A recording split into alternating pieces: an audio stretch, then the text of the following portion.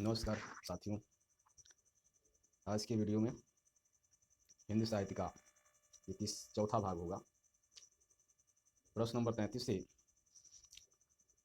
हम शुरुआत करेंगे। मिश्र बंधुओं की पुस्तक हिंदी नवरत्न में इनमें से किस कवि को स्थान नहीं मिलता है? तो मतीराम, देव, जायसी, सुर। तो इसमें आपकी मिलेंगी। जायसी को हिंदी नवरत्न में स्थान नहीं मिलता है। जैसे कि यहाँ प्रश्न की व्याख्या मिली है। प्रश्न की व्याख्या में देखेंगे कि मिश्र बंधु की पुस्तक हिंदी नवरत्न में जायसी के स्थान नहीं मिला, जायसी को स्थान नहीं मिला या शामिल नहीं किया गया है। तो नवरत्न में है बृहत्त्री में तुलसी, सूर और देव, तीन देवता हैं। और मध्य त्री में है बिहारी भूषण केशव। और यहाँ है मतीराम, चंद्रवरदाई, हरिश्चंद्र लघु त्री में।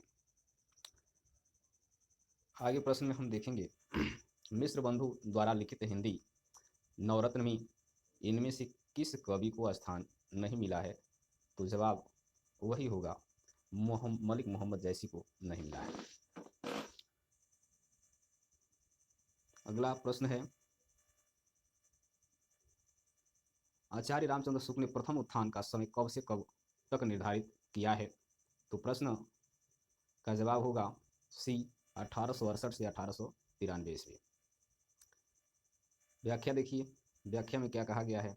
व्याख्या में है कि आचार्य रामचंद्र शुक्ल ने प्रथम उत्थान को 1868-1893 ईस्वी विक्रम संवत 1925 से 1950 तक तथा द्वितीय उत्थान को 1893 से 1918 ईस्वी विक्रम संवत 1950-1975 तक तय किया है।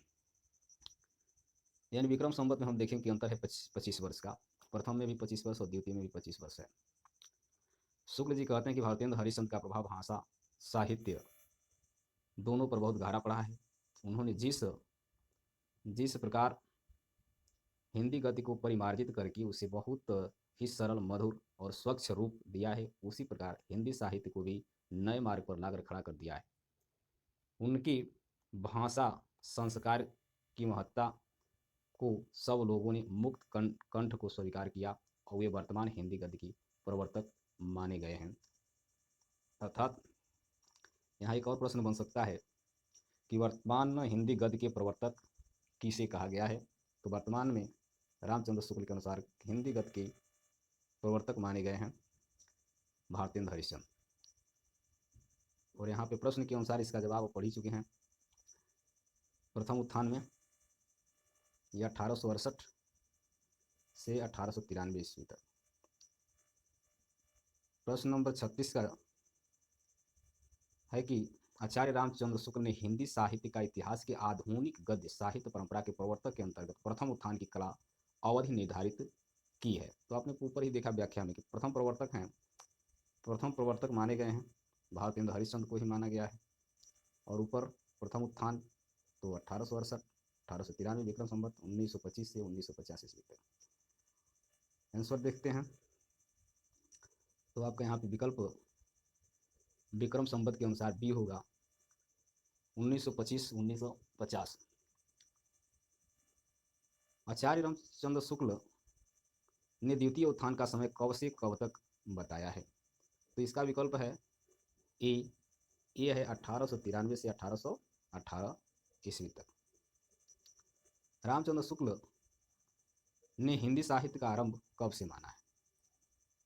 तो रामचंद्र शुक्ल के अनुसार आप देख रहे हैं विकल्प बी होगा विक्रम संवत 1075 से हिंदी साहित्य का आरंभ माना है। व्याख्या है यहाँ पे उनके अनुसार इसको 4 कालों में बांटा गया है। रामचंद्र शुक्ल के अनुसार आचार्य रामचंद्र शुक्ल ने हिंदी साहित्य का आरंभ विक्रम संवत 1050 से माना है। हिंदी साहित्य की 900 वर्ष की इतिहास को 4 भागों में बांटते हुए आचार्य रामचंद्र शुक्ल ने उसका नामकरण किया है, जिसका विवरण निम्नलिखित है।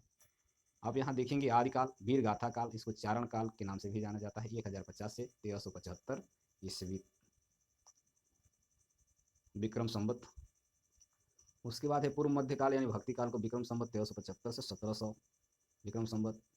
उत्तर मध्यकाल यानी रीतिकाल को कहते हैं, जो 1700 से 1900 ईस्वी तक। आधुनिक काल यानी गद्य काल जिसे कहा गया है विक्रम संवत 1900 से 1984 ईस्वी। प्रश्न नंबर 39 है विक्रम संवत 1050 1350 1375 का कलावधि में लिखे गए हिंदी साहित्य का वीर गाथा काल के रूप में नामकरण किसने किया है? तो रामचंद्र शुक्ल, यानी विकल्प नंबर बी होगा। ऊपरी व्याख्या में आप पढ़ चुके हैं। उसके बाद है रामचंद्र शुक्ल के अनुसार हिंदी साहित्य की आदिकाल की समय सीमा क्या है? तो आपने ऊपर विकल्प में भी पढ़ा, जो व्याख्या दिया गया था, व्याख्या को देख लेते हैं। व्याख्या में आपने देखा कि आदिकाल का है 1050 से 1375 तक। तो इसका विकल्प का उत्तर भी होगा विक्रम संवत। विक्रम संवत है, विक्रम संवत देख लीजिए, यहाँ पे विक्रम संवत है, अर्थात आदिकाल को विक्रम संवत 1050 से 1375 तक। यहाँ विकल्प होगा ए, क्योंकि यहाँ सन 1050 है तो ये नहीं होगा, अर्थात 40 का ये होगा। प्यारे बच्चों, आज का वीडियो यहीं तक, पुनः अगले वीडियो में हम मिलेंगे। आज के लिए धन्यवाद।